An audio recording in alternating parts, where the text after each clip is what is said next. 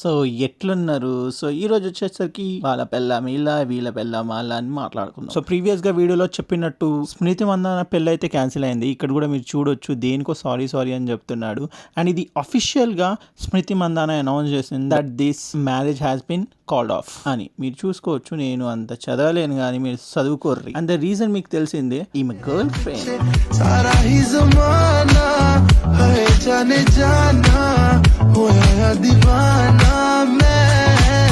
And one more news మీకు తెలిసిందే, సమంత మళ్ళీ పెళ్లి చేసుకుంది. చైతన్య కూడా పెళ్లి చేసుకున్నాడు.